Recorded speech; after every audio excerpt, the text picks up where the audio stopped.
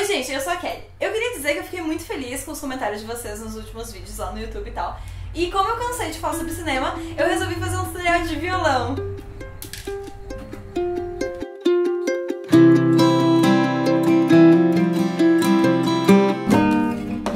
Tá, é brincadeira. Como vocês pediram, o vídeo de hoje vai ser sobre um assunto que é super importante, que é o som no cinema.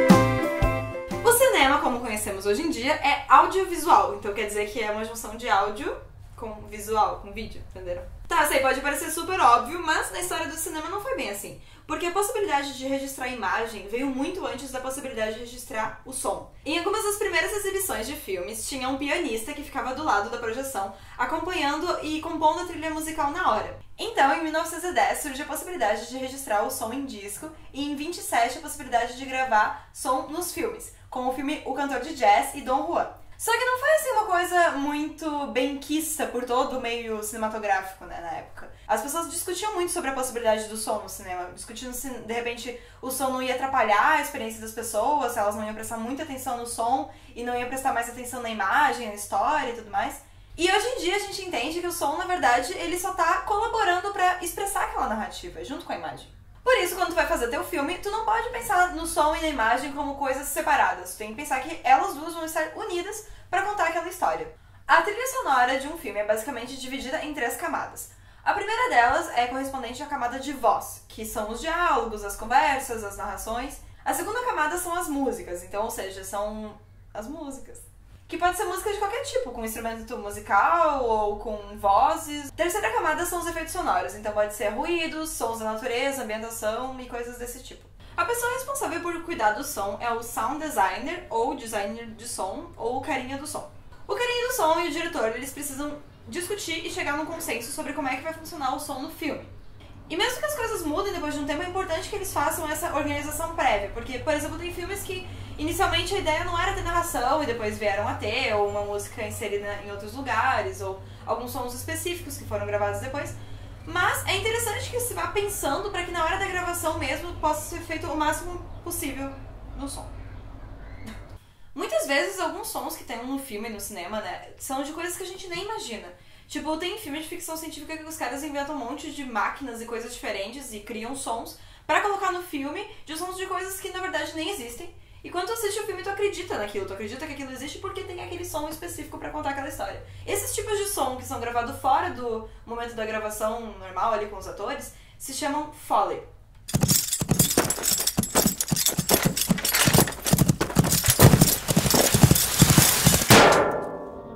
Foley is a craft that goes way back in the vaudeville days. It was invented by a guy named Jack Foley. When they shoot a film, you just have the production and the dialogue, so they're concentrating on the dialogue, so all the sounds throughout the film are lost. So what we do is we go back and recreate those sounds for drama, intensity, make it scary, more intense, or the detail in the film. But I've always been fascinated by the roots of sound design for movies, which really goes back to the days when devices were built to create all kinds of sounds. Disney had an artist with them for many, many years named Jimmy McDonald. And over the years, he and his team built hundreds of props which were used to create sounds in the Disney cartoons.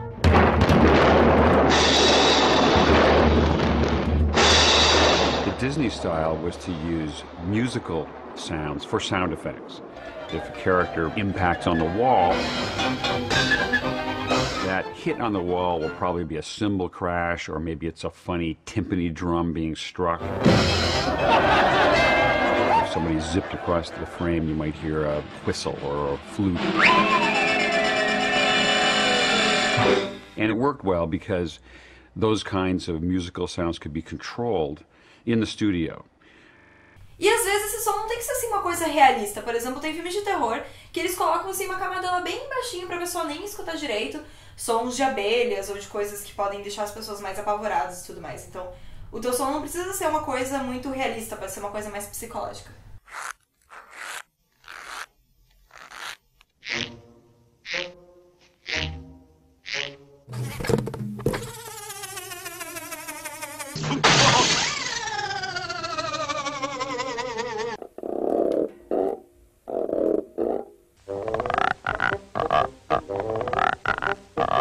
Then you get some high-pitched squeaks by getting close. Quando tu grava o áudio na hora da gravação, tu tá fazendo som direto. Se tu vai fazer o som direto do teu curta, uma dica que eu dou é você experimentar todos os equipamentos que você tiver em mão, assim. Então, sei lá, tu tem vários tipos de smartphone, testa todos eles pra ver qual funciona melhor, porque não é exatamente o celular mais tecnológico que vai gravar o som da melhor forma possível, deu pra entender? E não é muito bom que vocês fiquem dependendo do som da câmera, porque às vezes ele pode dar algum probleminha e tudo mais, então é legal vocês terem esse som gravado por outro equipamento. E depois que tu grava, é muito importante que tu escute no computador e de preferência com fone de ouvido, porque aí tu vai saber melhor o que tu gravou do que escutando diretamente no celular. Também existem alguns tipos de microfone bem simples e que não são tão caros que tu pode testar conectando diretamente na própria câmera. Uma dica que eu dou é que quando tu for gravar uma história que não for de época, que tu aproveite o mesmo que apareça no enquadramento e coloque o celular pertinho do ator que estiver falando, que daí tu já pode deixar ele gravando e o som vai ficar bem nítido. Tem gente que coloca o celular gravando já dentro do bolso do ator, só que eu não recomendo fazer isso porque pode ficar roçando na roupa, fazendo barulho de tecido, e isso pode acabar atrapalhando a gravação. Então tenta de repente colocar próximo a uma mesa, na frente do ator, ou se tu puder ficar segurando com o enquadramento, assim, tipo, que não fique pegando você, né, segurando o celular. Tenta colocar sempre assim na direção da boca do ator ou um pouquinho mais acima, porque o som tende a subir. Também é importante lembrar que o cinema é um trabalho em equipe e que ele sempre vai ter muitas limitações, que isso é uma coisa normal. Então, se você tem muita limitação no som, por exemplo, você não tem um microfone bom ou seu celular também não está captando um som muito bom, é importante que você fale com o diretor e que vocês cheguem no consenso de talvez deixar a câmera mais perto dos atores, de uma forma que ela consiga captar um som um pouco melhor, ou que você possa colocar o celular mais perto do ator. Da mesma forma, se tu for captar os efeitos sonoros, é importante que tu já faça isso ao máximo possível durante a gravação. Então, já que os atores estão ali, pede pra eles fazerem barulho com o que eles estão mexendo, pra você ter aquele som, aquele efeito especial e tal. Porque se tu deixar pra gravar todos esses efeitos sonoros depois que as gravações terminarem, fica muito difícil pra te fazer tudo isso sozinho. Então, já que tu vai estar lá junto com os atores, já pede pra eles mexerem nas coisas e fazerem esses efeitos junto contigo, pra te captar. E finalmente, sobre música. Como tu já deve saber, tu não pode simplesmente pegar uma música que tu gosta e colocar no teu filme. Porque as músicas, elas têm direitos autorais reservados. Esses direitos podem ser de uma produtora, de uma distribuidora, de uma banda, de um músico só, de algum artista que comprou. Então isso vai variar muito. Então, para você conseguir uma trilha sonora para o seu filme, você tem basicamente 3 opções. A primeira delas é você conseguir essa licença do direito autoral da música para o seu filme. A segunda é você compor uma música especial para o filme. E a terceira é você usar trilha sonora livre. No caso de você tentar conseguir essa licença para sua música, você tem que saber que às vezes isso vai demandar um pouquinho de tempo e de dinheiro, né? Porque você talvez tenha que pagar esse artista que detém a música. Agora, se você for compor uma música, eu espero que você tenha um pouquinho mais de talento musical do que eu. A terceira opção, assim, que eu considero a mais viável, é você ir atrás de algumas músicas que são trilhas sonoras livres, que a gente chama. Tá bom, Kelly, mas o que é uma trilha sonora livre? São músicas que o artista compõe e deixa na internet com uma licença de Creative Commons, que significa que você pode usar. Só que algumas músicas, mesmo sendo Creative Commons, tem algumas regrinhas, digamos assim, que, por exemplo, você não pode lucrar com a música, ou às vezes você não pode modificar ela, não pode fazer remix, tem que usar ela necessariamente daquela maneira, tem que colocar o nome do artista no crédito. Então, quando for baixar uma música que for Creative Commons, você tem que dar uma olhadinha em que categoria ela se enquadra. Tem alguns sites bem legais que você pode achar essas músicas, que eu vou colocar aqui na descrição do vídeo, mas eu indico muito vocês darem uma olhadinha no Free Music Archive, no Vimeo e também no YouTube. Também é interessante que os direitos autorais das músicas, eles expiram. Então o artista deixa de lucrar com aquela música 70 anos depois da sua data de morte, no Brasil. Só que não é porque, sei lá, o Beethoven morreu há 200 anos, que tu possa simplesmente pegar qualquer gravação da música dele na internet e usar no teu filme. Na verdade, cada vez que alguém reproduz aquela música, essa pessoa também tem o direito autoral da reprodução. Então, se uma orquestra sinfônica pega lá uma música do Beethoven e toca, essa orquestra também tem o direito autoral dela. Então, se você quer usar uma música que tem o seu direito autoral expirado, a alternativa mais fácil que você tem é conseguir alguém que toque aquele instrumento, conseguir a pauta, né, como é que se diz? Conseguir a partitura e pedir para essa pessoa gravar pra você.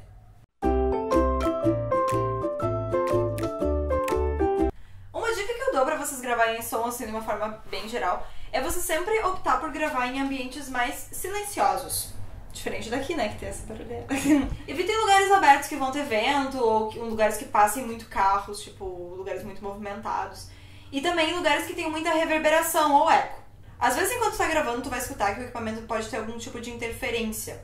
Então, na hora que tu for gravar, é importante pedir pra equipe deixar todo mundo no celular no modo avião, que aí não, você evita que ele receba ligações ou mensagens. Caso tu precise gravar num ambiente muito complicado, que vá ter reverberação, por exemplo, ou que vá ter som de vento, tem algumas dicas que você pode utilizar. Colchão, cobertor, caixa de ovo são materiais que são fáceis de você conseguir, todo mundo tem em casa, e que ajudam muito na hora de gravar, porque eles o que absorvem o som e... Evita que reverbere. Eu não sei uma palavra específica. Abafa. Não, fazem... Rechicoteie. E que eles ajudam muito a fazer um isolamento acústico, porque eles absorvem aquele som. Então, se por exemplo você vai utilizar um ambiente que nem aqui, que a gente tem tipo 2 paredes, e tem outras 2 que não aparecem, vocês podem cobrir essas paredes com esses colchões e com essas caixas de ovo. Isso. Faça assim. Empresta o espelhinho, Carol. É, eu vou ter que mudar a escada de novo. Tá. Você vai querer dar o play? Mas começa aqui, senão você vai ter que mudar de novo a escada depois.